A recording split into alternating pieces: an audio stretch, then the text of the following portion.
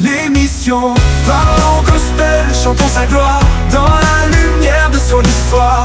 Parlons Gospel nous apporte le bonheur par ses paroles. Une émission qui avec de nos voix unies monte les louanges. Jésus est Seigneur, sa grâce nous change.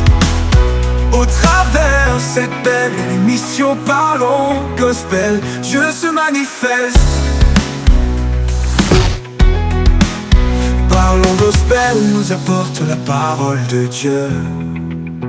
Parlons Gospel nous éblouit par l'amour de Dieu qui se manifeste. Parlons Gospel, nous chantons sa gloire. Parlons Gospel, une émission pour nos vies. De nos voix unies, monte les louanges. Jésus est Seigneur, sa grâce nous Parlons change. Gospel, une émission pour votre édification. Soki ameli makila ya moto akomatisa ye bagrade o. Bongo yo, ici Papa Piché Kinkela na bengisi yo ozoyokanga toi qui m'écoute kende ko s'abonner na BMS TV. BMS TV kende ko s'abonner kuna partout na TikTok, Instagram, pe na ba réseau nyonso. Mais pour na YouTube kende ko s'abonner na Binoise Music School. Pour nande ovoye kola comment kubeta synthé, kubeta piano et beaucoup d'autres instruments avec le grand maestro Arsène Junior Binois. Nzamba pambola bino ngana oye kola déjà ngana za déjà na kati azawana. Viens me rejoindre mon frère, ma sœur, que Dieu vous bénisse. Allez. Soki ndoki alei moto bakomatisa ye bapete. Soki ameli makila ya moto bakomatisa ye bagrade o. Bongo yo, ici Papa Piché Kinkela na bengisi yo ozoyokanga toi qui m'écoute kende ko s'abonner na BMS TV. BMS TV kende ko s'abonner kuna partout na TikTok, Instagram, pe na ba réseau nyonso. Mais pour na YouTube kende ko s'abonner na Binoise Music School. Pour nande ovoye kola comment kubeta synthé, kubeta piano et beaucoup d'autres instruments avec le grand maestro Arsène Junior Binois. Nzamba pambola bino ngana oye kola déjà ngana za déjà na kati azawana. Viens me rejoindre mon frère, ma sœur, que Dieu vous bénisse. Allez. Shalom à tous, bienvenue sur notre émission Parlons Gospel. Et aujourd'hui, dans Parlons Gospel, nous avons un réel plaisir. Yamba Papa Piché, qui est la première fois. À l'école déjà, l'autre fois, à Prométhée, Ozonga. Et aujourd'hui, nous avons honneur et nous avons sous notre plateau. Encore une fois, mais cette fois-ci, on va parler sur la grâce de Dieu. Est-ce que tu comprends la grâce de Dieu sur les animés? Est-ce que nous avons sur la grâce? Est-ce qu'on a compris, on a vraiment compris le but ou rôle de la grâce ou et aujourd'hui avec Papa Piché Kinkela a un peu lobela biso sur yango et ensemble tokomeka comprendre vraiment l'angolo et puis na nzela ya molimo santé sunga biso to comprendre l'idée derrière la grâce et to comprendre l'avantage et désavantage de la grâce s'il y en a bien sûr et vous allez brancher soit stylo na yo soit papier soit note bloc sur kozanango et parce que on a besoin de noter quand même parce qu'on va parler sur la grâce de Dieu et n'a pas invité Nangai. Shalom Papa Piché Kinkela. Shalom Maman Jolie Binois. Vraiment, comment vous allez papa? En face na yo lelo. Vraiment. Vraiment. Merci beaucoup papa pour au Pessibiso, tozu grâce au fait Yarosano, ils sont encore une fois na plateau na biso ya Parlons Gospel et aujourd'hui dans l'introduction on va parler sur la grâce de Dieu. Thème mot qui toko mais vaste et mal compris des fois. En tout cas le lot prière nangai ezali que nzambe asunga yo omema biso to comprendre thème ou la grâce. Merci beaucoup. Moi, si c'est pas seulement vous qui avez trouvé grâce ya ozanangai na plateau, mais ngape na trouvé grâce ozala nabino ensemble pour une deuxième fois na exigence ya libota na nzambe et puis à se tenir paix devant peuple de Dieu oyo aza tellement excellent et nzambe apambola banso ngolu ezana bandako esika bazolanda biso pe a na plateau nzambe na nzela molimo na a utiliser biso ko to pambola ndeko moko azolanda biso. Vraiment. Ouais, vraiment papa to kota la biso na thème na biso ya lelo et première question nangi ezali qu'est-ce que la grâce de Dieu selon la Bible et puis selon papa Piché. Musikate la grâce de Dieu, la définition on est bilingue, n'est-ce pas? Oui, on est bilingue. La définition la grâce signifie seulement une faveur imméritée. C'est-à-dire, c'est ça en fait la grâce de Dieu. Et Bible telle si na Mukanda Ephésiens 2 verset 8. Bible binabiso na ba lecteur ya parole de Dieu ba ebi vraiment verset wana mingi. Bible binabiso car c'est par la grâce que vous êtes sauvés par le moyen de la foi. Bible instruction wana te e baksi boye. Elobi pour préciser penza grâce imméritée et cela ne vient pas de vous. C'est le don de Dieu. Nabandeli, c'est par la grâce que vous êtes sauvés. Bisoyo, tobik sami na nini na ngolu, na nzela ya kondima par le moyen de la foi. Donc lorsque vous acceptez Jésus, vous croyez. Et là maintenant vous recevez la grâce de Dieu. Et cela ne vient pas de vous, mais c'est le don de Dieu. Donc mutazana eloko moko ko salate. On a soit grâce ya liboso ko utana nzambe qui est la grâce du salut. Il faut que grâce à Nzambe est localisé, Nzambe ya koluka yo, liboso yo lukai. C'est comme ça que se passe la grâce. Une grâce imméritée. Voilà. Mais quelque chose où ils ont immérité, quelque chose où ils ont gratuit, mais pourquoi pas, si on a comprendre bien la définition et puis on a comprendre bien Ephésiens 2, Ephésiens chapitre 2, verset 8, ensemble, papa, quelque chose où ils ont immérité, ils ont gratuit. Est-ce que il faut être seulement un enfant de Dieu, il faut être chrétien, né de nouveau, pour que grâce au écoute en vigueur na vie na yo ou soit ou mutu nyonso être humain nyonso na moyo chrétien ou non chrétien na grâce na droit ya grâce à Nzambe. Merci beaucoup. Thème ya grâce est un thème tellement vaste. Oui. Exactement vaste et là je pourrais dire que c'est un thème à plusieurs facettes. Alors, ils ont dépend du contexte autour de l'obéra. Mais Ngai étant serviteur de Dieu, adorateur, quand je suis là pour na bateau, babikisama. C'est-à-dire, na cadrer mingi grâce en tant que salut. Mais si nous voulons parler de la grâce, la dimension dans mon grâce, déjà d'abord, on a la grâce de la vie.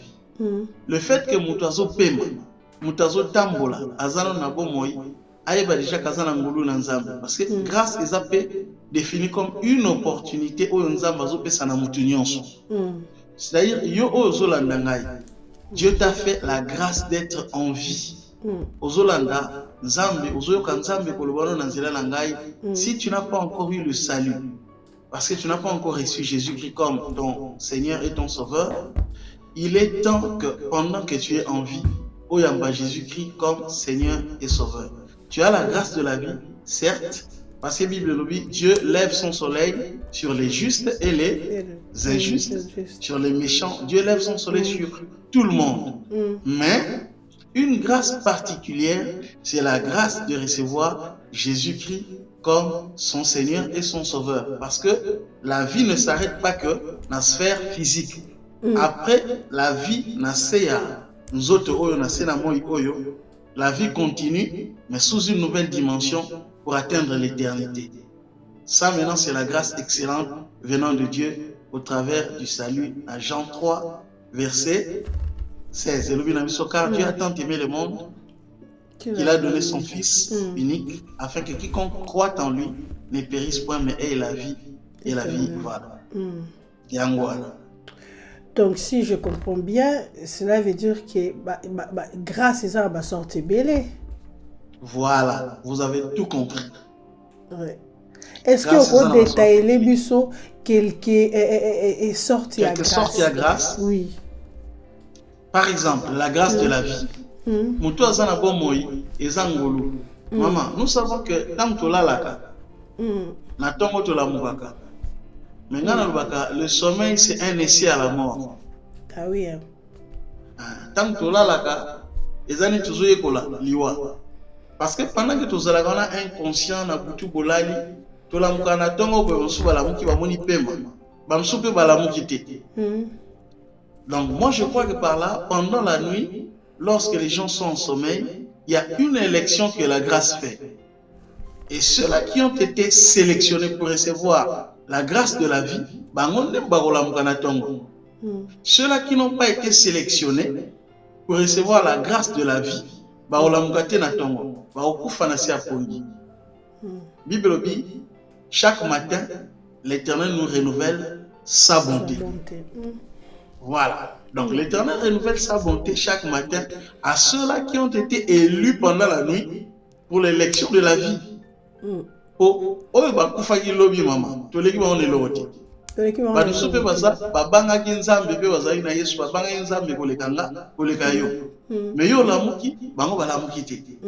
Donc, nous pouvons dire que nous avons reçu la grâce de la vie pour tous ala na bo moy. Papa Patrice alobaki olala kola mukaiza habitude. Azana torte. Asiza ngolu na nzambe e komba ngolongo za ngolu na bombo. Grâce mususu, et sa grâce, il y a salut. Car Dieu a tant aimé le monde qu'il a envoyé son Fils Jésus-Christ. Grâce, et ça n'a pas sorti belé. Grâce mususu, et sa grâce, il y a bolingo à battre. Au moins, il y a un côté na place où battu balinga kayokaka. Battu bakabela kayokaka. Ça, c'est la grâce. Au trouver grâce, c'est pas inabattu. Donc, il y a plusieurs types de grâces et je souhaite que grâce aux gens a besoin d'amour. Si tu as grâce, on a pesa melayo uta molimo mosantu na nzambe. Amen. Amen. Ah donc c'est que tu comprendre ensemble tu comprendre toi qui malem n'a pas péché qui là. Donc tu as plusieurs sortes de grâce. Mais grâce voilà. eza vraiment les colonnes agnon c'est ça grâce il y a cause la vie éternelle na bon moyen c'est la vie éternelle et la vie éternelle tu reçois mon ni en recevant Jésus comme Seigneur et Sauveur et notre Sauveur to kotango na nzela ya foi to dimeli Yesu to tamboli pe na kobanga Yesu Bible dit celui qui persévérera jusqu'à la fin sera sauvé. Mais ce que au fait malin toujours kende toujours comprendre que c'est comme si ngolu ezana kaka quelque chose il y a bana na nzambe karaté parce que là tous on a plusieurs sortes ngolu même les païens même les non chrétiens bazo zwa pe ngolu ya nzambe parce que tu peux expliquer biso que tola la muki mutu mususu alalaki ala muki te ngolo bateke ye aza mabe koleka yo ngolo bateke asali lisumu koleka yo pas nécessairement mais tu comprendre que eza na ngolo nzambe de esali sélection et vu au faut ezwa etiki au faut etika et renouveler souffle là-bas au faut ba souffle à renouveler sikoyo et pousser na tuna pourquoi Dieu nzambe asalaka ngolu na ye wana siko na bato est-ce que ça parce kana mawa ya bato wana ou bien azana but moko boye azonga atteindre na bato wana et non but wana eza atteinte. Merci beaucoup. Moi, je crois que Dieu nous accorde la grâce. Pourquoi? Pourquoi Dieu donne-t-il la grâce? Nzambe avait servi sa grâce pour na raison moko. apesa biso grâce po tozwa temps ya kondimela ye po tozala sauve. Parce que but oyo eleki babut nyonso ya nzambe eza mpo moto azala sauve. Parce qu'avant que moto aluka nzambe, quand moto abungaki na jardin d'Éden, c'est Dieu qui est venu vers l'homme pour chercher l'homme. C'est comme ça que ça se passe. Tout tel dans la Bible, tout le monde a que non. Lorsque Adam a péché, lorsque Dieu est venu pour la solala et n'enga misala ko solala na kati jardin, Adam s'est caché. Mais Bible la tisoni et tel sibiso que malgré que Nzambe a sepela ki lisusu na o moto sala quitté, l'homme avait quitté la grâce pour entrer dans la disgrâce. Mais Nzambe ye moko asala ki talati ki bango nini pour soigner. Voilà. Siko, Nzambe pour la tsabango pour soigner. Nous supposons que nyama moko asala ki quelque part, nyama wana asala ki na mabete, asala ki na lobote, atala ka boy, Nzamba ye kuna mbalango akangi abomi makila na etangi. Wow. Après, alatisi moto. C'était déjà un type pour la Xabola mon Nzambe et Nzambe ye moko sans que moto se repentir, Nzambe ye moko lukaki déjà moto.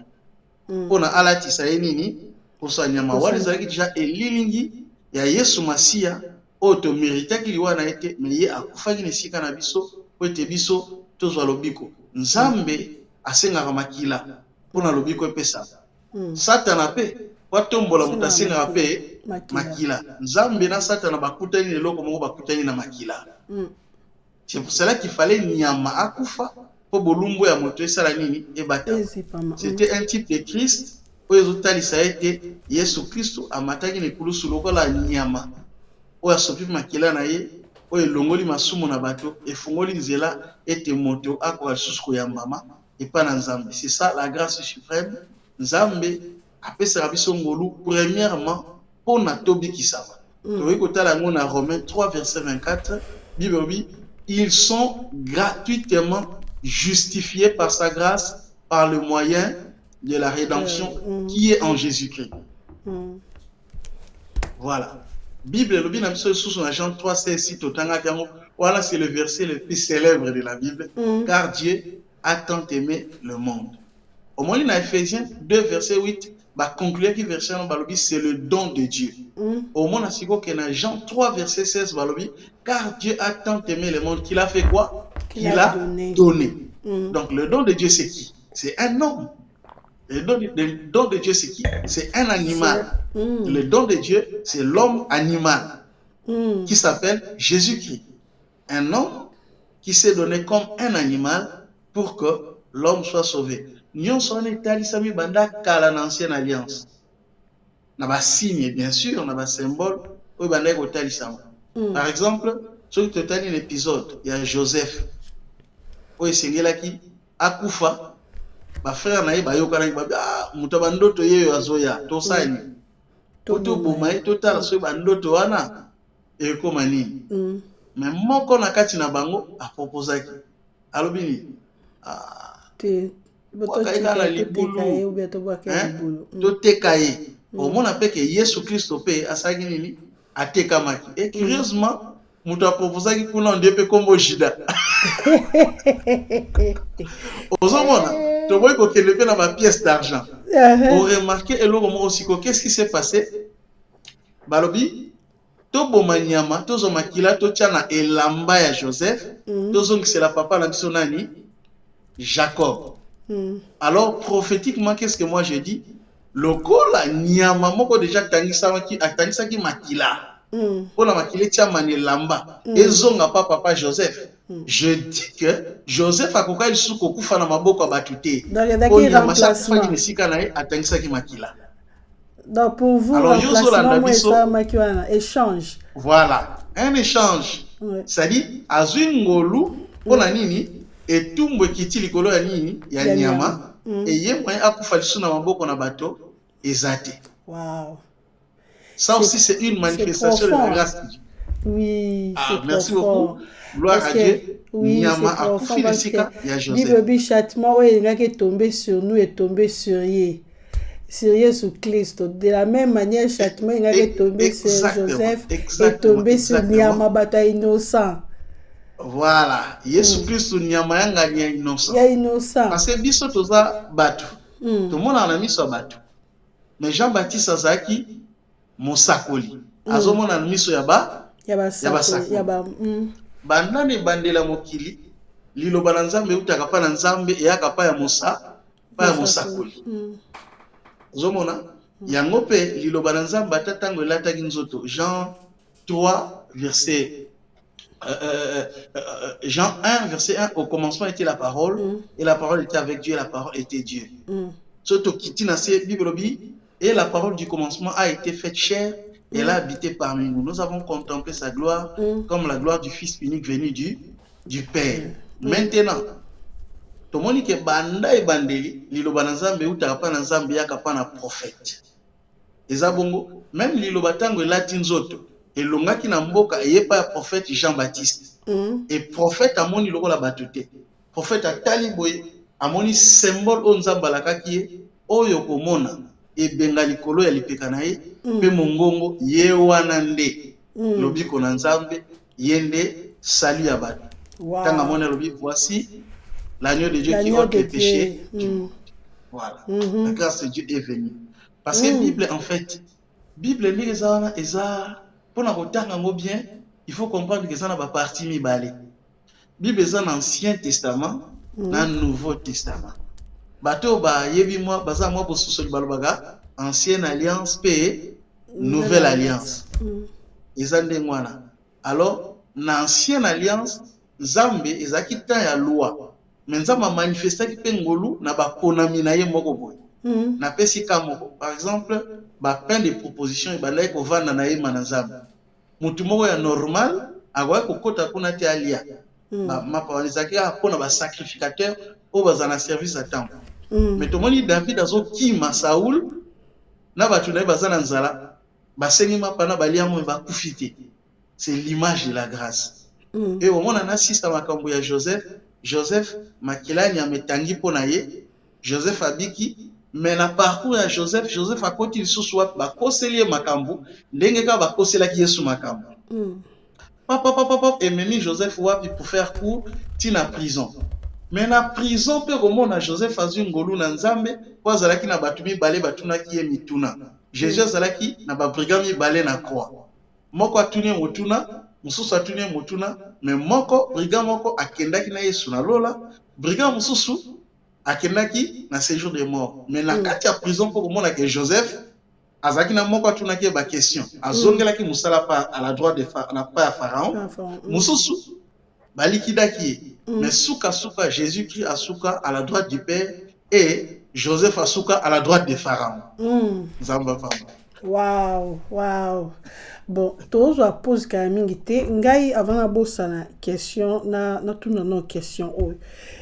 Est-ce que dans Royoka bino koloba papa na koka koloba est-ce que mutako ko vivre sans la grâce? Parce qu'il y a vivre sans la grâce. Apparemment on dirait c'est impossible.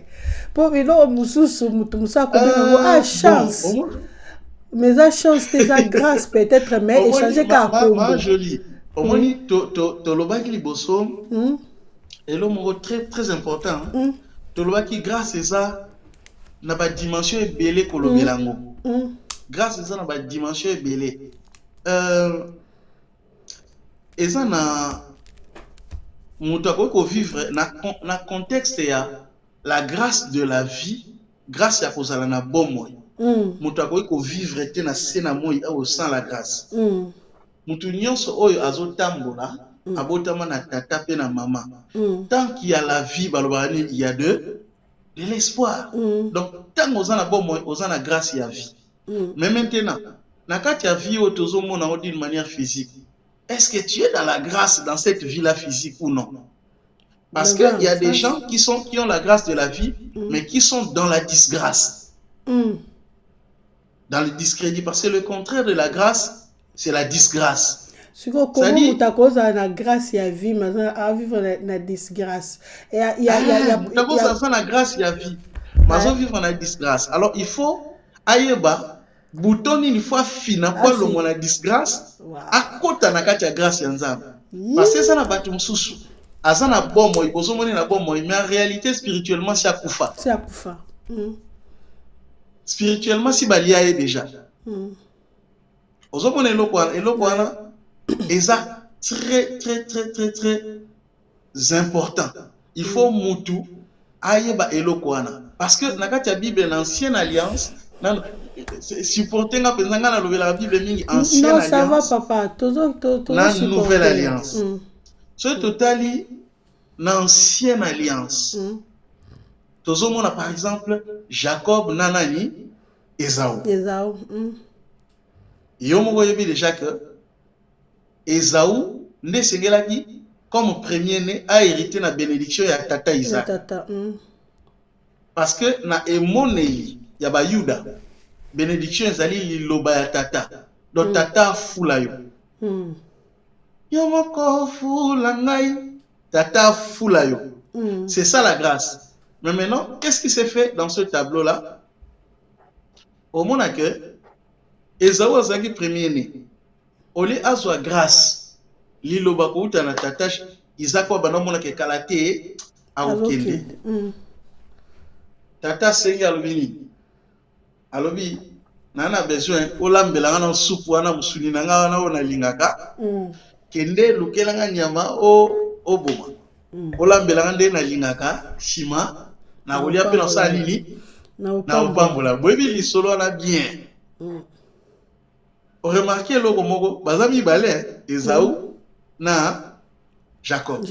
Tata akipe Jacob te tata akipe nani akipe Esaü oyo naza premier né c'est-à-dire selon loi ndenge makambo eza établi eza nani faut azwa likambo wana eza bénédiction eza ya Esaü mais ntango bazosolola wana basisi kosolola Esaü ake mosika place zamba ezali place alukaka banyama wana nzoka Jacob azali moto azala ne chasseur tavandaka ne mingi na ndako mais mama yoki lisolo wana mama bengi yo Jacob yo yakawa oyo te likambo lipamboli likambo ofula meza awa papa Isaac azoka su bien te aza na besoin apambola soka pamboli moto wana ndako koma moto monene mama asali nini azuka nyama oyo ezalaka na paka kaka ya ndako wana alambi yango supu ndenge mobali nalingaka parce que maman nde ayebi goût ya mobali Bible bina biso le Saint-Esprit sonde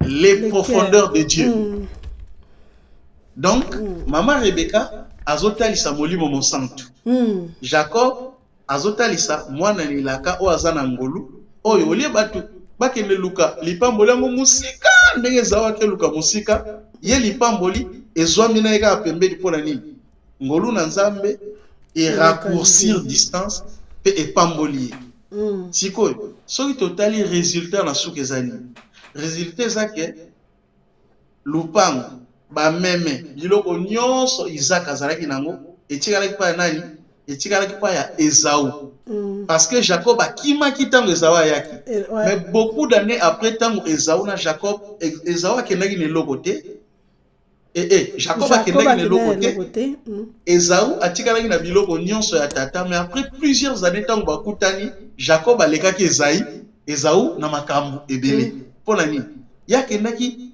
mais na lipamboli ya molimo lipamboli ecréer différence epesi ye biloko oyo effort na ye humain kokaki kopesa ye te omoni eloko wana ça c'est la différence ya moto azobika na ngolu na moto abiki na ngolu te soki tolongwe na exemple ya Esaü nakozwa lisusu exemple ya Jephté na bandeko na ye bandeko na ye bazo biso toko hérité na mwana oyo te ye tata na ye biso abota ye na mwana makango mais après quelque temps ntango bitumba ebimi bango baza na se ya disgrâce bakoki olonga baza na grâce ya vie mais baza na se ya disgrâce bakoki olonga etumba te mbala moko fo tokanisa mwana na ngolu ye azongi lokola elombe ye nde apesi bango elonga batomboli amen ozomona donc voilà quelques exemples vraiment bien aimé biso moto mona toujours continuer na papa piché mais la ligne tous à pause muke et puis toujours à plateau pour to continuer ma solo na biso. J'espère bien que maintenant ça va comprendre tout ça clair. En tout cas, papa Piché, azan est clair, à répondre justement à ma question, ou biso to préparer qui pour na kotuna parce que exactement la grâce, exactement que la tellement monene que to koko zwa ngonyo so te to le banamo donc to aussi so le monene ça tellement monene voilà mais to zui que question où eza vraiment que ba tu peux appeler comme tuna essentiel. Dois note non ça pour ça note comment la papa piché dans commentaire si vous avez une question à répondre yo to ko lukaye si y a moyen tout ça deuxième partie sinon ba question et ko ya tout ça deuxième partie vraiment to que la régie to so moi pub comme ça to on to continuer ma sona papa piché merci.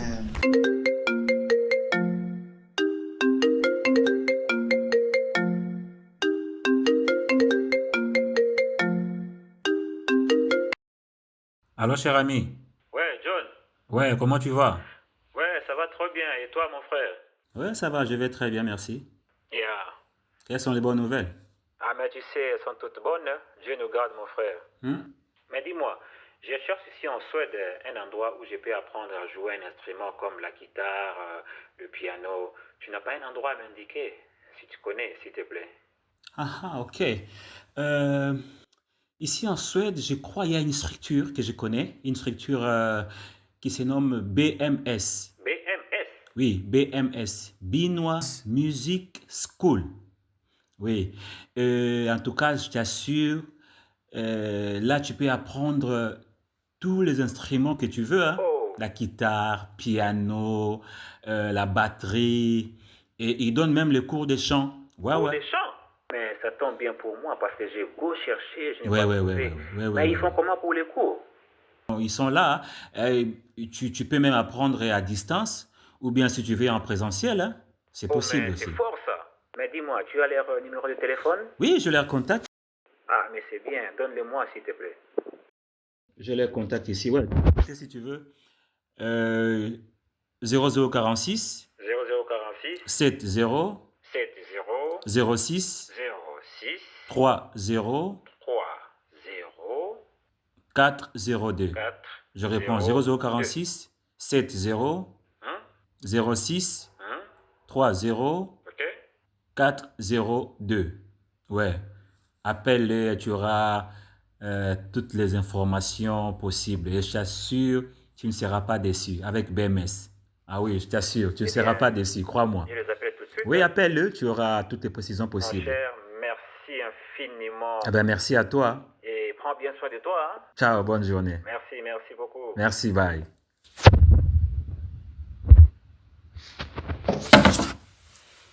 Avec BMS, tu peux apprendre tous les instruments possibles que tu veux. Appelle et tu auras toutes les informations. BMS, Binois Music School.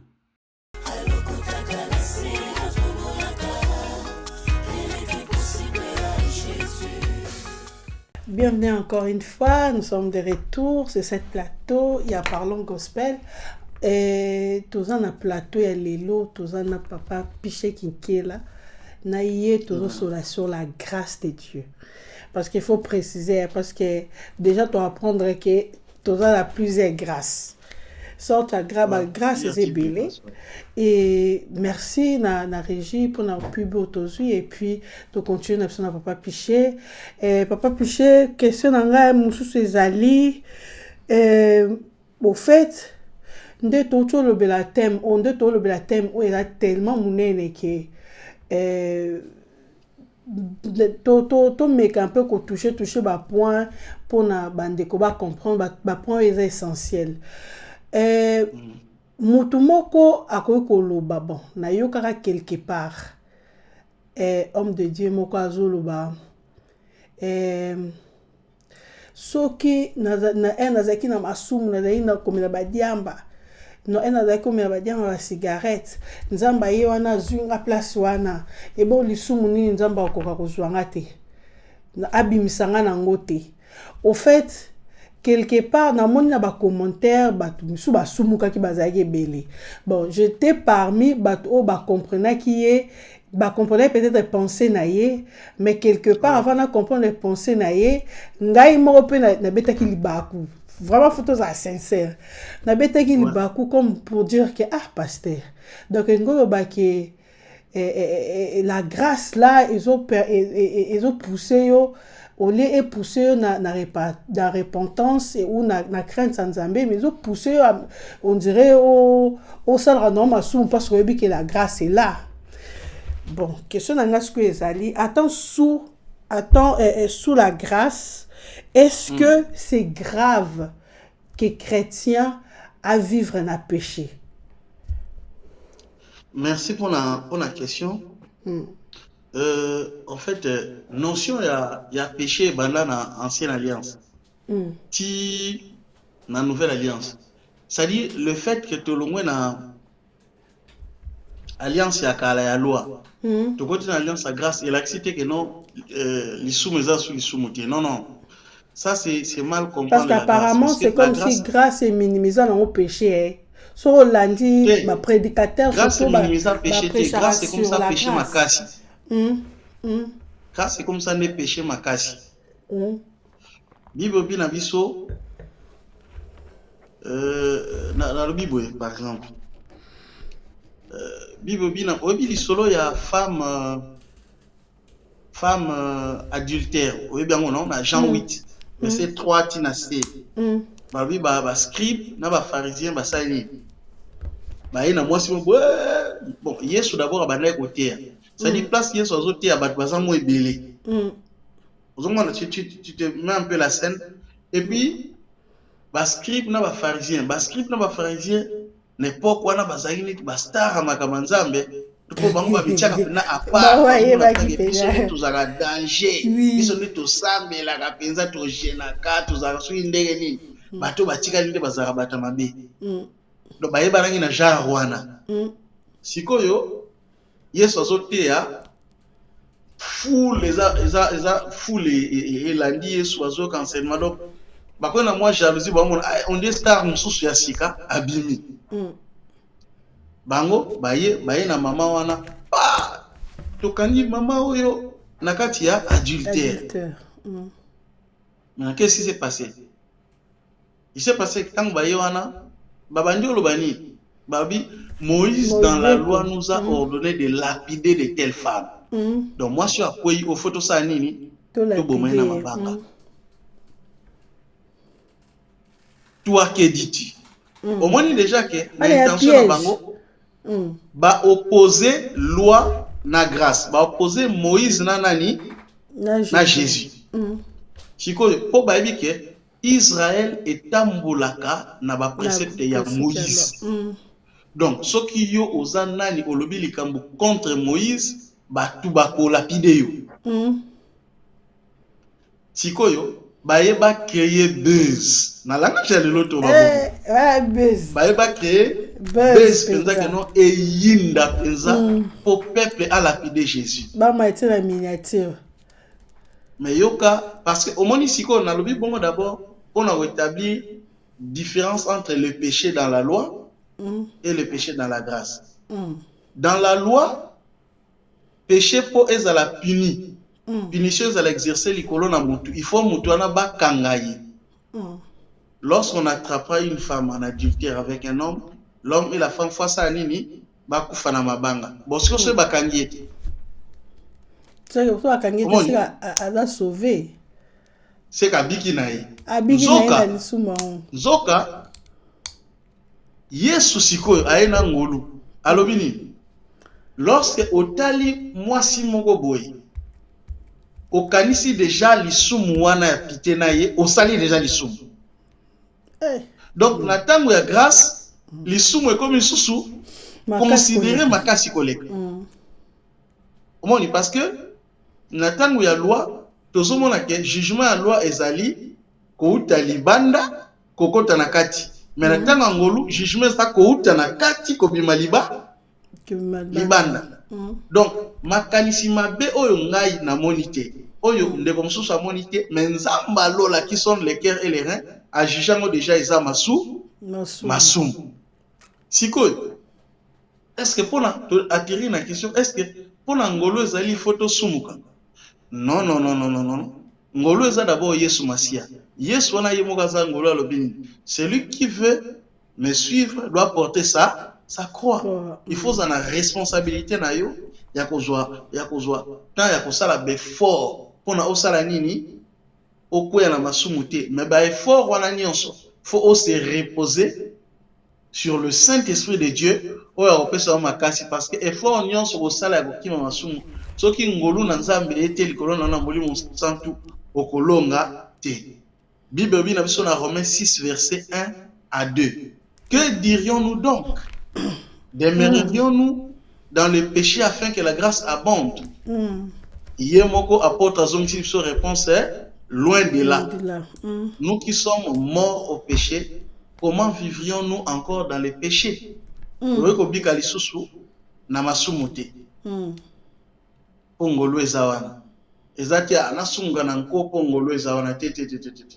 So sunga na nko, ozo prouver que tu n'as jamais été sauvé.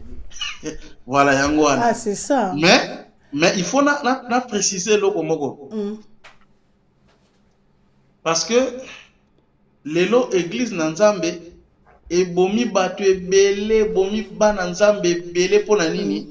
Po mwana Nzambe ba moni faiblesse mobo ya mwana Nzambe directement babandi ko acculer mwana Nzambe au lieu ba kende ko trouver en privé ba réchauffer foi na ye ba ebise que non zonga na nzela na Nzambe bazwa tanga ko exhorter ba ko banande ko bamba ye mabanga. Or, remarquez une chose. La vraie attitude, il y a vrai chrétien, faut la nette attitude à Jésus. Tant que moi, si on a baillé en flagrant d'adultère, qu'est-ce qui s'est fait? Aux hommes, on a que, tu y a loi, scribe dans les pharisiens, bazol kaba bomaye, ndenge mona comportement ba chrétien belé lelo, bazol soki ba moni mutu mo nzamba koyi, to sali boy, faut ba lukande ba bomaye, ole ba ke ne ko trouver pour na osala nini? Biso moko tunde bato partager ba vidéo oyo monyango te natindela yo yo monyango te au lieu de ya ko soutenir prier pour ton frère ou ta sœur ezali comportement ya ba pharisien na ba scribe même maintenant tala siko réaction à Jésus mama yo na so sentir ko tanga lilo apo ebililo ba réaction liboso ezali nini tango ba accuser moi siwana. Premièrement, Jésus a salaki calme. Calme et puis un bon chrétien, quelle que soit la situation, Zali. Oye baina nous na kimia. L'attitude, ouais. Maman, même ndengo zana papa, maman jolie, na papa na maestro. Quel que soit likambo koya katina bino, pona ozwa réflexe ya ko yoka nzambe ko kamoli mon sang. Premièrement, attitude à l'immotion, faut zala, la pékimiana. Tant qu'on a agité, Satan a olobanayo. Mais tant qu'on a dans la paix parce que tu as la foi, parce que tu reconnais la grâce de Dieu, le Saint-Esprit trouvera de l'espace pour te parler. Vraiment, amen. Maintenant, le Saint-Esprit te conduira à une parole relative à la situation. Et remarque une chose, la Bible dit, lorsque m'accusez moi si on a Jésus s'est mis à écrire par terre. Jésus se réfère aux Écritures, les doigts de Dieu. Jésus écrit par terre avec son doigt. Dieu a écrit sur le mur d'un roi avec un doigt.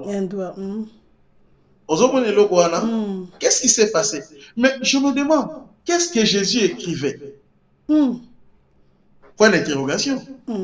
Mais Yesu akokoma nini? Yesu akomaka mobekoti. Oui. Parce que bino boye bo accuser moi si on a na mobeko. Na mobeko. Il pas aussi no ka contre mobeko. Comme ça. Moi si tu kangé na adultère, il faut to bomaye ndenge Moïse alobi. Est-ce que Moïse alobi que moi si bo kanga adultère bo bomaye? Non. Moïse alobi et Lévitique 20 verset 10. La femme qui aura été attrapée en adultère, na mutu mufto bakokanga na mobali na mwasi bangomi bale bakoboma mananini na mabanga bino ndenge nini bokimisi petit na bino boyeka na mwasi injustice moi ça moi ba triquer. Mais neni bozo condamné ka moi si parce que bon asali adultère ngo yemoko. Non. C'est-à-dire la Bible ne le dit pas mais eza pena mutambu. C'est-à-dire ba ye na ye pa na lipa ya Yesu. Yesu a réécrire na mabele, a réécrire loi ya Moïse ndenge Moïse a fait lango. Alors bien déjà bino mongo par rapport il y a loi ya Moïse ndenge pesa mai boza déjà batalo. Boza déjà condamné parce que ça c'est de 1. Donc si bon on a écriture et puis de 2 à côté la sagesse. Alors bien na que celui qui n'a jamais péché fasse quoi? Lance la première pierre. Alors bien que celui qui n'a jamais commis l'adultère lance la première pierre. Parce que nous ne sommes pas comme ça parmi les pharisiens et les scribes, nous peut à commettre adultère. Mais à ramener mon nene, alors bien le péché. On a péché, a dit bien que les scribes, les pharisiens, a dit bien que tout celui qui est né d'Adam a déjà péché quelque part. Bon. Péché donc, Adam, ils sont fait tout ça là, l'attitude de Christ. Péché Adam, on a pété au Voilà, c'est très important. Maintenant, pour atterrir, qu'est-ce que je dis? Prophétiquement, même moi si on a adultère, pas un ali, kimisi, ceux qui bakimisa qui mobile et éviter. Mais n'a pas la grâce de mobile à libala, à libérer mobile à moi si on a masum. Atiki aken. Malobi na temps atiki aken. La grâce pardonne tes péchés, mais te dit aussi va et ne pêche. Ouais. C'est ça la grâce. Wow. Elle pardonne les péchés, mais elle te dit aussi va et ne pêche. Ouais. Voilà. Bon, moi ça n'a pas acquis à Coco, na ndenge papa Picha Meme biso la femme là a zappé image ya yonanga indeko. Et ngolo bateke grâce à ebisi biso to kende a limbisi biso et ngolo bateke to que to augmenter le sous to bakisa sous grâce à lobina biso a limbisi biso to kende pour to bandela li sous parce que il faut savoir que Dieu pardonne le péché, mais conséquence il y a péché au vivre en Dieu pardonne le péché, mais Dieu n'aime pas l'iniquité. L'iniquité c'est quoi? C'est un péché volontaire, une vie de péché. C'est ça l'iniquité. Ah, oui. Parce que maman, si par exemple yo pays bingambo, oui, limbisangande na ibaki ombo, mais lobi ibisumbo, lobi ano ibisumbo. C'est-à-dire que dans jour où on soit décision à côté ah oui, parce que pardon, du coup, ils ont sous sincérité. Parce que Ozo bandela quand même péché. Mais il y a des chrétiens comme ça, papa. Bako ya quand même péché wana, bako ya quand même péché wana. Est-ce que Esaïe parce qu'ils n'ont jamais été convertis ou soit ou qu'est-ce qui se passe? Parce qu'il y a il y a des problèmes aussi liés à un manque de. En fait, lorsque nous sommes encore dans la connaissance, il y a boye bianzambe ou bien boye bianzambe zali. Apôtre Paul a lobby les biens que je veux faire, je ne les fais pas. Au niveau de bananga que apôtre Paul a zali na boye bianzambe te. C'est ça. Ça veut dire que Bible binabiso. Parce que déjà je reconnaître que oazo ça les a bien été donc c'est quelque part ouais. Bible binabiso les désirs de la chair sont contraires aux désirs de l'esprit. Dans le langage moko ya image. Na loba na kati ya mutu on dirait ba mbwa bazala mibale. Mbwa ozo lesa mingi ozala makasi pona kolonga mbwa o lesa kate. Dans sens donc un enfant de Dieu, tu es né de Dieu, c'est sûr, mais il faut aucun dakami qu'on se ressourcer na prière, pas moli mon sang tout pour appeler ça force ya kolonga masumu parce que na makasi na yo ko quitter. Mais na ngolu na nzambe nde okokoka. C'est très important parce que Dieu nous a sauvés du péché. Donc il y a une différence entre ça c'est une notion un peu très forte. Mais je crois que le Saint-Esprit va expliquer. Il y a une différence entre le péché et les péchés. Parce que le péché, c'est être en dehors de Christ. wana nzambe olimbisa ngo te parce que oza en dehors de Christ. Déjà nzambe olimbisa ndeni mpo nzambe alimbisa nde na nzela ya Christ. Mais masumu oyo eza de temps en temps arrivé ko kwei par mésentente et arrivera na tout le monde, tous aba hypocrite. Bible bina biso nous branchons tous d'une manière ou d'une autre. Bible bongo.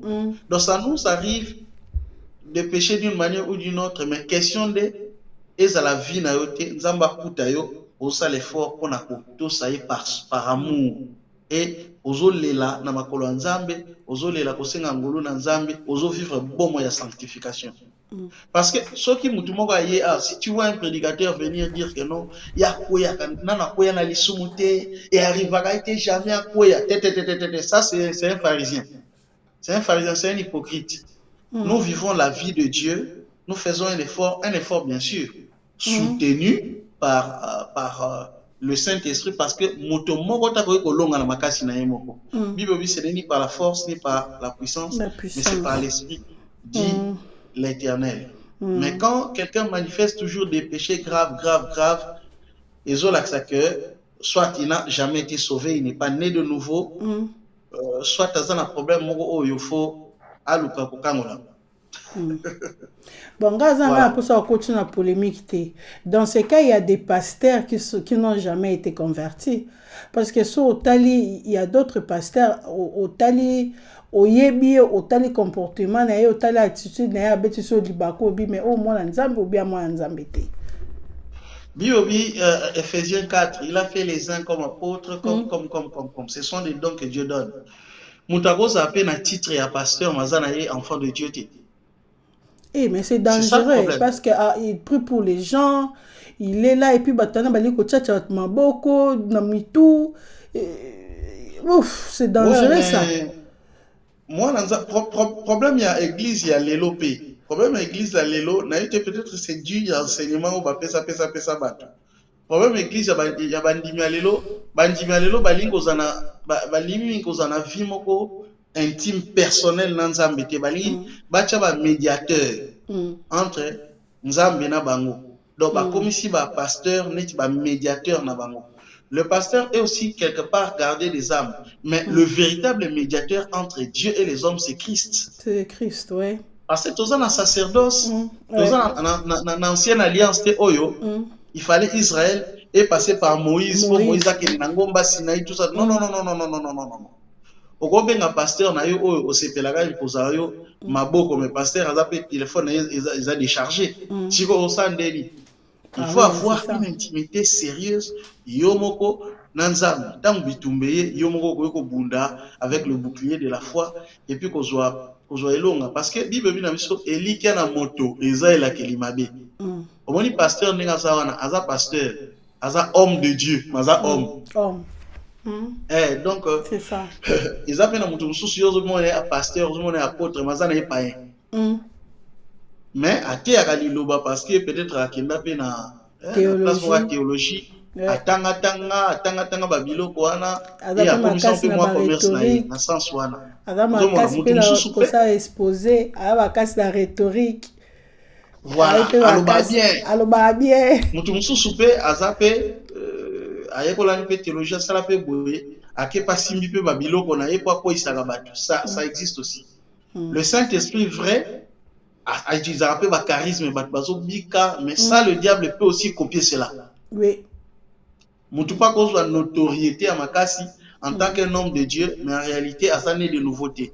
Réalité on appelle ça lisikoyo batu comme ba jugeaka selon ce que oh bazo mona batu ba osala jugement mbala mo global ba moni basala ensemble basala ka bonzo non faut ba disperser mutu nyon sauter o ami bengi mosala nzambe nécessairement ça mosala nzambe. Il faut prier avant d'aller consulter même des hommes de Dieu que le Saint-Esprit vous oriente na ba détail pona okwena ba makama mususuté. Normalement c'est comme ça. Bana nzambe kondima ezolonga la prudence té.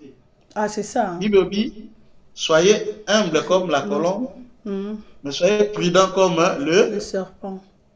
Exactement. Soyez prudents comme les serpents. Serpent, ça a signé ma bête. Adara sina bete to Serpent Bible ya ancien, mo. atalisi diable. Mais Yesu pas appelé serpent. Ouais. Bible dit comme Moïse éleva les serpents dans le désert, il faut de même que le Fils de l'homme, c'est-à-dire Christ, soit élevé. Ouais. Quiconque regardera à lui vers la grâce, à vous alobiko. Donc, faut voyez, ekenge na makambo nzambe oyo okozwa lipamboli ngolo kozwa pe la kelibabe. Okozwa pe la kelibabe hein. Ah oui, c'est très important peuple de Dieu. Au fait, papa Piché lokanga lobawa, papa Piché pekisi bisote. Tout ça a confiance en basa nzambe. Mais voilà. Encourager biso tous à la relation personnelle dans nzambe. Parce que voilà. C'est très important. Avant la confiance dans l'homme de Dieu. La confiance dans nzambe. Yo comment yo la confiance dans nzambe tous à la confiance dans batu. C'est ça.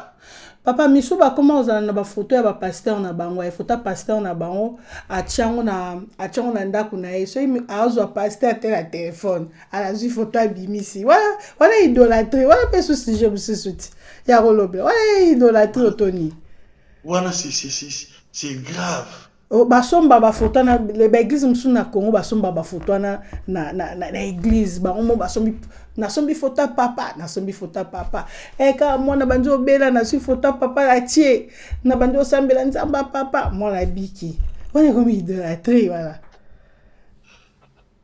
c'est on est à niveau mususu vous avez besoin sambela photo toi tu as la réalité Christ en toi Bible Christ en l'espérance et la gloire tu veux une photo pourquoi? Ah, c'est ça. Peuple de Dieu, papa Piché, to bandeli lisusu boya ko lapider ngabi, boya ko lapider pour rien.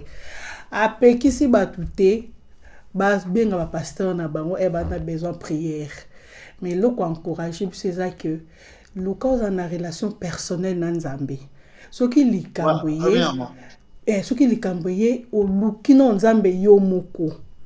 Oluki nzambe olukina kati ya liloba na nzambe liloba nini nzambe apesi par rapport à la situation na yo. Hein? Dieu se trouve nzambe azalane na liloba na ye nyonso to vivre na mokilo ezanango donc eloka sika na mokili ya te to vivre oyo solution ya makambo nyonso to vivre eya nango na Bible zwaka nde temps biso nde tozwaka temps te oza na temps ya koke le Saint-Esprit aussi na TikTok. Le Saint-Esprit, ce qui Saint-Esprit a orienté, a eu un problème tel qu'il n'est qu'au trouver Moussali Langaboui. Et ça m'a été parce que c'est poussé par l'Esprit de Dieu. Oui. Mais au Saint-Esprit a poussé par l'Esprit de Dieu. Saint-Esprit a poussé qu'il faut trouver Moussali Langaboui. Ce qui est mon 8 ans d'intimité. Même si Saint-Esprit a poussé non, na problème yo, pesanga 10 jours, pesanga une semaine na yo. Le Saint-Esprit a le comportement de Jésus. Oui. Ce n'est pas parce que c'est pas na aveugle lion qui devant Jésus, Jésus a dit que ça va rendre. Si tu es connecté à l'Esprit de Dieu, l'Esprit de Dieu te conduira dans différentes sortes de solutions à propos ça yo, selon actualité à problème, et actualité il y a des solutions en Zambie. Amen. C'est comme ça. C'est ça. C'est comme ça. Mais sous batinda baba ke komi bora mai avec Dieu. Batinda bango ke komi bora mai cette femme sous azuika mbama so ya sangsini tout ça to silani sur place. Voilà. Donc selon problème na yo ndeko lukana d'abord intimité na Nzambe. Yo moko lukana Nzambe. Akoma na Nzambe na yo personnel. Après au lukano pasteur na yo ceux qui ont besoin d'ailleurs ceux qui pensent orienter vers y bon tu vas pour tout ça pasteur en hermo on peut comme ça abino so inde tout comme ça ko chiter par appuyer to karabso par rideau pasuka déjà maman rideau c'est pasuka déjà pasuka déjà pasuka ceux qui peut likolo tina c'est ceux qui na c'est déjà direct na yo moko so sali la réseau te point réseau d'aba pesi biso accès pesant dans 5 giga kuna o 5 o 4 giga donc yo moko activer 5 giga mais nzambe sko azana ba giga infini activer ayo giga na yo moko ndengo ko activer les giga na yo ndenge pe giga na ekekende Voilà. David, Mais est-ce les que 5 vous ministères activez? aussi, les 5 ministères, il faut préciser que les 5 ministères sont là pour le perfectionnement des saints. Exactement. Alors, si Dieu t'oriente, si le Saint-Esprit t'oriente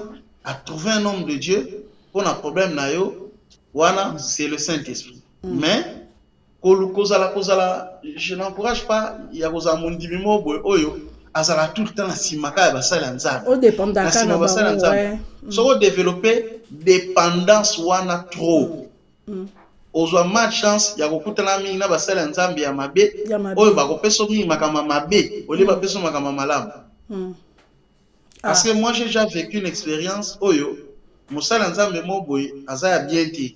Bon, mutu moko ana komba mosali ya nzambe aza ya bien te. Alina imposer mutu maboko. Mais le beau que Zoko quitte l'école a été tellement que la sœur était remplie du Saint-Esprit. Et cet homme-là qui se disait homme de Dieu a été frappé. L'isolo on a zoloba, batumo bazala na ngai na njili na quartier 4. Na makambo bo to beta kuna ba ebi makambo na zolo. Donc la sœur était tellement ointe, tellement inspirée, tellement remplie du Saint-Esprit. C'est l'homme de Dieu. C'est ça. Homme de Ndakoya na se. Ko précipiter ba apprécier au tchara bat mama bongo na mitu. C'est pas bien. C'est pas bien. Tu continues à sur la grâce papa.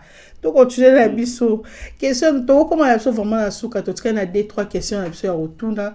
Question à biso monsieur Ezali, comment reconnaître alors la grâce de Dieu dans la vie de quelqu'un, dans ta vie, dans la vie d'une personne? La grâce de Dieu dans la vie d'une personne se manifeste en ce que n'a pas moyen belé. D'une certaine manière, n'a pas sujet auto, n'a pas question posée que déjà si n'a l'obéla. Tu dois te répondre, oui.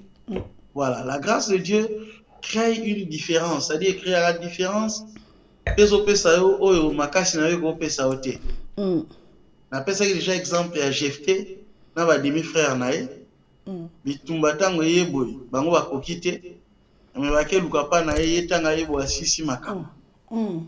Ozomona bi c'est-à-dire au vandi boy o mona nzamba zo fungolelo ba makambo boy oyo mo kana kite makambo yo sala nini ezoya. Ozomona ngolu na nzambe pesa biso ba résultat oyo tokoko atteindre na ba moyens techniques na biso tozana ngote na be fort na biso te. Omoni net tozo vivre na poto to vivaka salaire na yo c'est classé déjà que non na futa ndaku après futa ndaku na futa kuana mai oyo gotika la wana na sala boye na soko tikala na mwa 100 € mo so tikali na ba nyongo.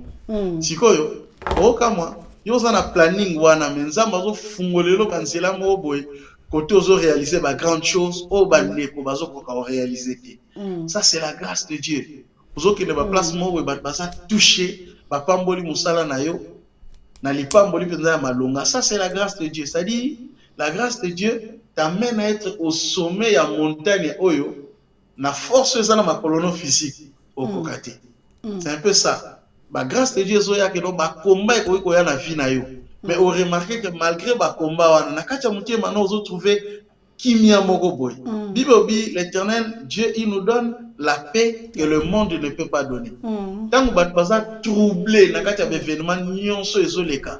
Mais toi qui as la grâce de Dieu par la révélation de la parole, ozana na kimia na mutema.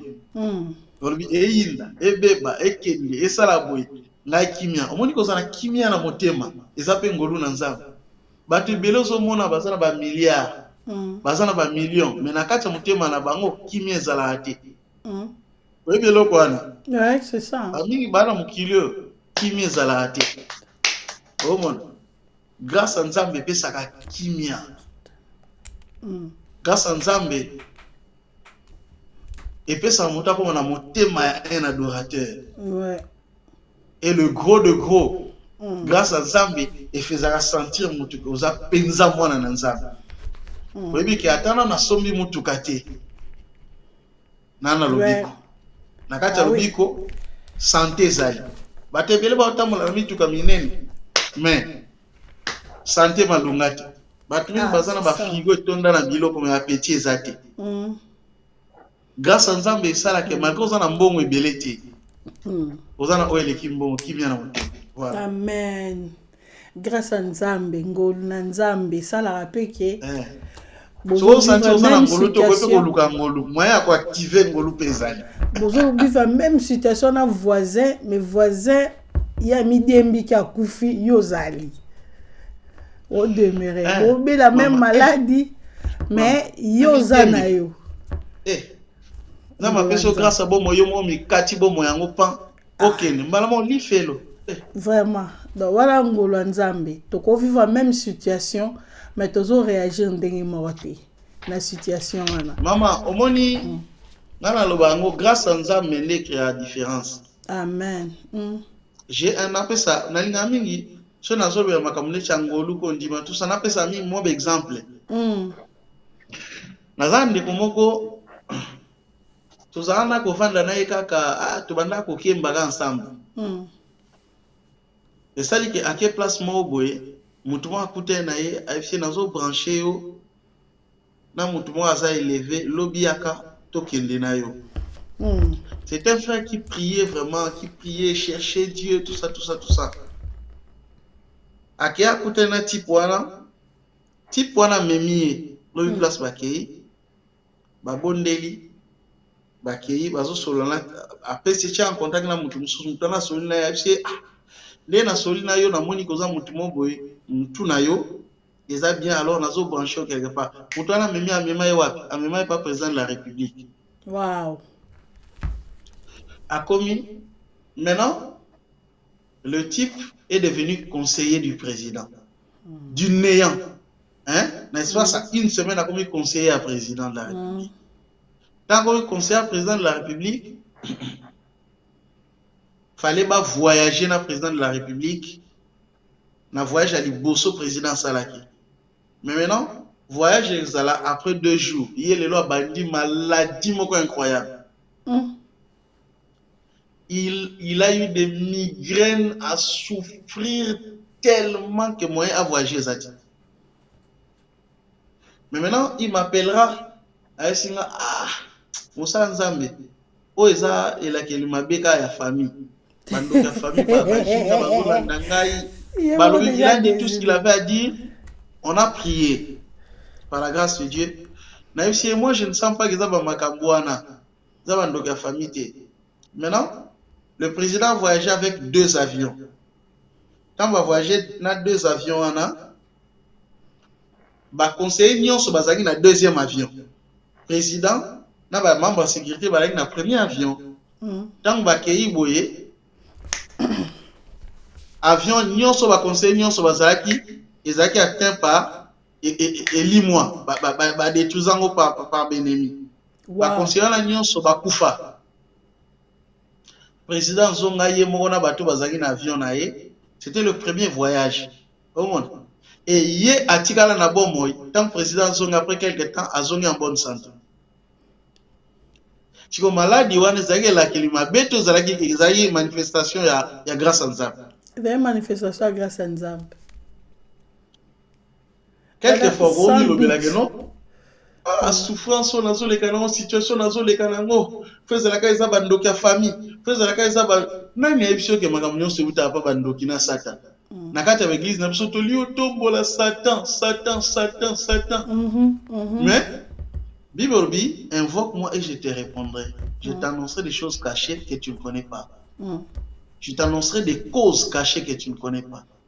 Zamba révélé makambo soza intime na ye. Est-ce que makambo wana ezo utaka na Satan to eza tango Nzamba zo lekisa ko des écoles na ye to eza situation mo Nzamba kiyango po épargner na quelque chose. C'est la grâce de Dieu. Voilà. Vraiment to comme na na suka mais to ke na régie a tshepso nzembo et to kozonga puis to conclure na papa Piché Kinkela. Merci. Soki ndoki alei moto bakomatisa ye bapete. Soki ameli makila ya moto bakomatisa ye bagrade o. Bongo yo ici papa Piché Kinkela na bengisi yo ozo kanga toi qui m'écoute kende ko s'abonner na B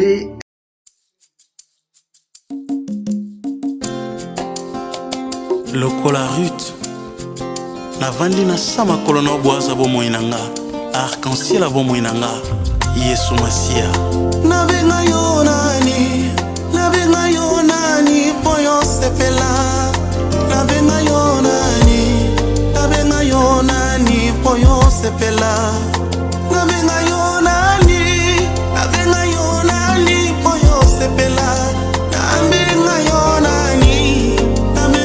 nani poyo sepela zamera mawa motema nanga Yesu olo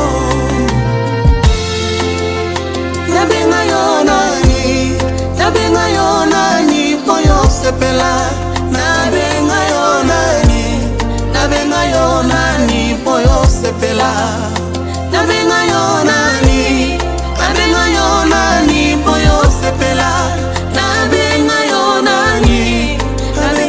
nani poyo sepela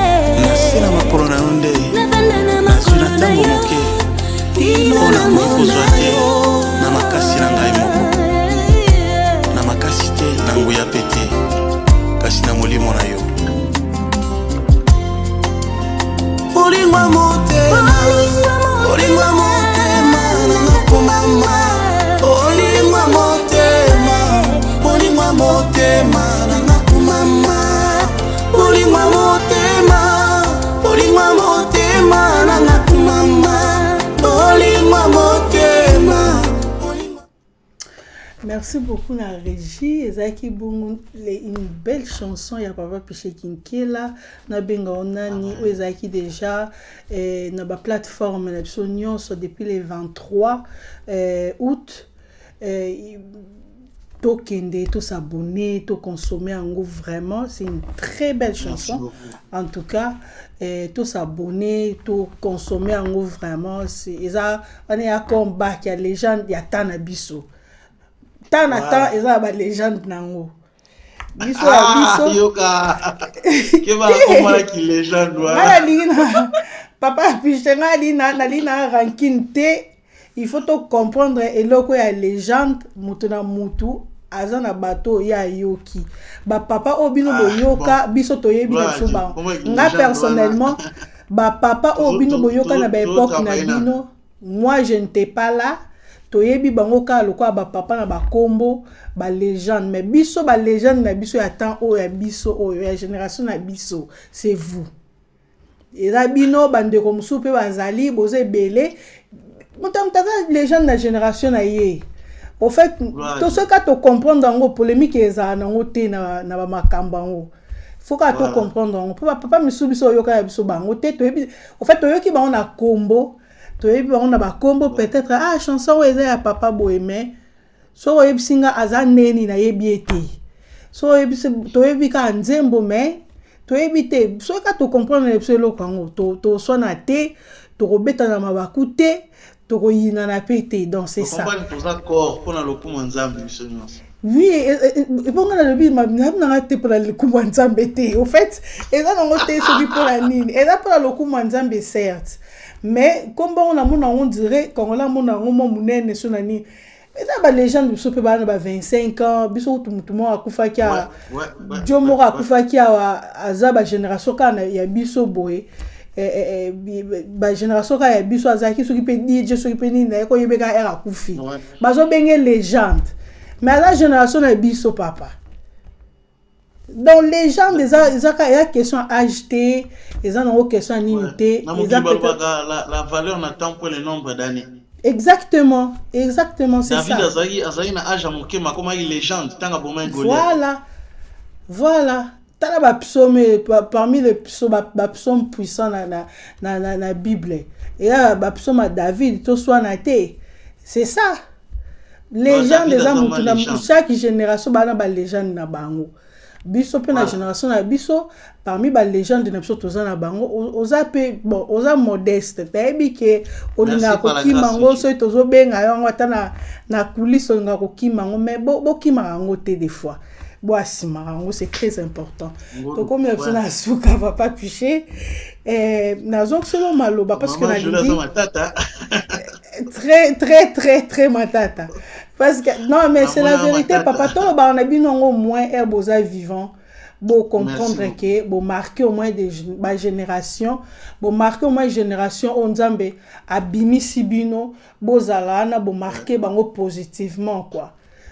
Bozé belé, mais toza de haut, toza ne devant, biso na minute toza yo.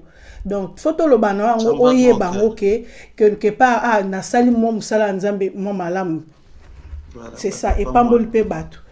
Donc c'est ça. Nga azong solo maloba papa, na lingi comme tellement de toloba qu'on a début, et là tellement munene, to lobby to toucher ba point où il faut toucher, mais na lingi au conclure, na conclusion na yo, na ebité soko rememango ndenge nini, mais au conclure au moins na quelques minutes nini toto solo là.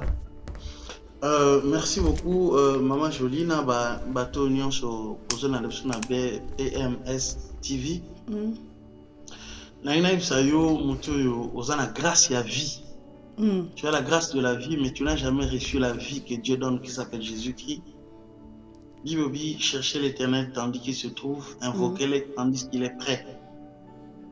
Nathan yo yamba sur le col en colope mon bix na yo pour nous salut yanzam. Parce que Kalate Yesu Azo s'est manifesté par son enlèvement. Parce que tout le monde événement est commis vraiment qu'on s'est dessiné comme le Lobami dans Matthieu 24. Donc il dit baté mi ambela Yesu er yangoyo. Donc on encore plus mon bixina yo. Yamba ngolu na nzambe. Na ina ipsa mutu moko je sens que naza vraiment natindi kami na koyeb sa mutu moko oyo aza abattu parce que azobunda mazokoka ko atteindre te ndenge nini pena kotambola na kobanga nzambe et l'accès nécessairement te koza mwa nzambe te yobi prenez-moi vous tous qui êtes fatigués et chargés et je vous donnerai le repos. Donc luka lisusu ye kama lisusu na mukonga molimo mosantu na nzambe akosunga yo bibobi. Ce n'est ni par la force ni par la puissance, mais par l'Esprit de l'Éternel. Vraiment, na lina encouragé. So tangi na Ecclésiaste 7 verset 20, na été maman soka kotanga ngo.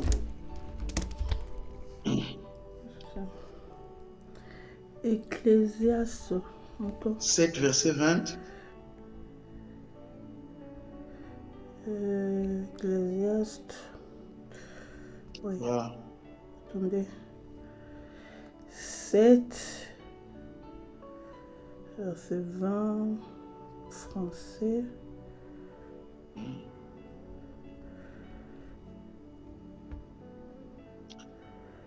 Comment m'entend? Ecclésiaste 7 verset 20 ouais, non. Bible le dit non. Il n'y a sur la terre point d'homme juste qui fasse le bien et qui ne pêche jamais. Donc ndimi sama ndimi langai ata bato yo ba mibenga ba archipapu wana ba arrivé là ba mpe kokoya donc ata mutu nyonso oyo azali ke non ata bato babanga nzambe baza pena na nzambe basanga pe mwa berera ata ya muke baluka pe ngolu na nzambe. Donc oza yo moti na bitumbana etumba contre masumu eza ya biso nyonso bana na nzambe. Lisumu ekomande vi na yo te. Lisumu eza la vi na yo te. Luka ngolo na nzambe continue komba wana na yebisi yo ke okolonga. nayebisa yo oza na situation moko oyo oza incapable ya kolonga yango na makasi na moko okoka te na présente yo kondima na présente yo grâce na nzambe bondela na biso bondela na butu ya lelo Dieu te fera grâce et kosimba Bible bina biso celui qui est né de Dieu ne pêche point et le malin ne le touche pas Bible bi bongo okanisa te ke so babi ne pêche point wana elakisi ke non na koya tete kozongo na sens wana te ça veut dire ne pratique pas le péché donc ne vis pas dans l'iniquité c'est ce que ça veut dire il faut voir noter à biso Bible na ba contexte nango pour comprendre liloba bien te ezosala ke mutu mususu comme akoya ya monine ti nzamba kangelanga kanda jamais na kotelema o enlèvement esalama botikali na ita wana nga na eko exhorter o telema okoba kolanda nzambe papa na yo azozela yo vraiment que la grâce de Dieu soit sur tous que la grâce de Dieu soit sur moi nasengi bino pe bo soutenir nga na ba prière bo soutenir nga na o nyonso nzamba ko pesa bino mingi na mabondeli na ba conseil parce que single déjà c'est bimi donc on est ensemble nzamba pambola bino nyonso nzamba pambola bino et puis na lui pe merci na BMS TV yo mo maman Jolie merci beaucoup papa Arsène donc bino nyonso maestro nazane sengo ya ozana bino on est ensemble nzamba pambola Suède mobimba amen papa za ba dédicace mutu moko ko pesa mbote na bossa na ba dédicace tellement na kwa na rappelé dédicace ne tombera jamais frère papa dit que Lazare Takasasa tout cela il m'a beaucoup conseillé c'est vraiment un mukubwa pena pona ngai na wiki sio ka kombwana Lazare Takasasa zali na sangwalamu azaki na maestro na biso omoni loko la lobaki yango moni ke na yebi na ngate na studio na ye voilà et manzemba isanga tosengi lisanga omoni nzembo na yebi mais omoni loko na utolo baya ya ba légende en ingénieur Guy Bambote na ye Guillerme to benga sacerdoce na pesi pasteur Guilhem nzamba pambola ye papa dia Kamatondo évangéliste Papi Matiwanga etc na pesi maman Grâce na apôtre Jean-Claude Mapambole Belé merci beaucoup tala oyo na pesi dédicace na pesi maman Lovette na Londres nzamba pambola ye donc voilà na pesi famille na ngai madame na ngai bana na ngai maman Laura madame na ngai na pesi ba gros bisous nzamba zana isika zali vraiment o azate na liste na bosani ete na motema azali nzamba pambola prochainement to pesa papa Piché akoma bakombo ya batu papa Piché aza na difficulté ya kotanga bakombo ya batu donc so opesa ka dédicace bakombo ya se namona ngo na ngambo wana merci maman Jolie merci beaucoup na papa maestro vraiment merci beaucoup baba o papa Piché aboa quitter prochainement on boit rapidement pe na Suède kuna nzamba pambola frère Mario ok merci mais ba o boyo ki ba kombo na minote za te ka bossa binote tant kara émission to côté la boza mitema. Merci beaucoup pour la biso tobi merci beaucoup papa Piché qui là merci et bandeko nyonso bolandi biso merci beaucoup lelo na papa Piché to sur la grâce de Dieu. Il faut préciser vraiment la grâce de Dieu. Papa Alexis biso a solo na biso a biso na makomi to tangi pour te comprendre bien aimé la grâce de Dieu ezelo ka te to ko zwango lokola mwangu ba moko boye ozosa makambu ça pour ça na yo désir na yo parce que bi que la grâce est là. La grâce de Dieu est là ko reflet na piété et la grâce de Dieu coule encore. Yo vivre dans le péché, yo ozo demeurer na péché to sengi na yo c'est le moment ya ko zonga na ndako ya tata parce que la grâce coule encore et Dieu est amour. Et Dieu est vraiment amour azawana tata na yo azozela yo parce que la grâce est là. To racheter les temps car les jours sont mauvais. Et aussi longtemps tous en attend wana ya mukie wana avant to yoka point rachetons les temps. Parce que et comme à trop tard oh ba papa piché ba teyaki biso ngotete papa piché ya otolo ba. En tout cas ba on ba sa misana ba oteya biso beto sa misana na biso to bongisa mitema pour mabele zala vraiment mabele ya malamu ba on ba zoloba ezoko na mabele malamu. Que Dieu vous bénisse. Ngai na pesi mbote. Nga na nga papa piché te nga na bato pesa mbote. Na pesi mbote. C'est ça là on est libre. Na pesi mbote premièrement. La ya yo mama. Na mobali na ngai Arsène Junior Binois. Na pesi mbote na bana na nga mais des bébés, mais des chéris. Na pesi mbote na famille bino mbimba parce que surtout bande autant ba komba na kuma ka papa piché na bossa ba kombo mususu na pesi mbote na famille Makengo mbimba et na pesi mbote na berger John Bakandi ye héros dans l'ombre ye tokoroza nsaraete ye photos ah monie Bankazi collègue nangai John Bankazi. Ye photos za to tanga kae toujours berger, c'est très important la grande famille Amour et Vérité Paris, Amour et Vérité Stockholm. Mbotela bino nzamba pambola bino na évangéliste Eric Yakwama et maman Evelyne Yakwama mbotela bino maman Olga Luamba papa Crispin Luamba maman Hermeline papa Michel, que Dieu vous bénisse. Quant à moi je vous dis à la prochaine. Ciao ciao.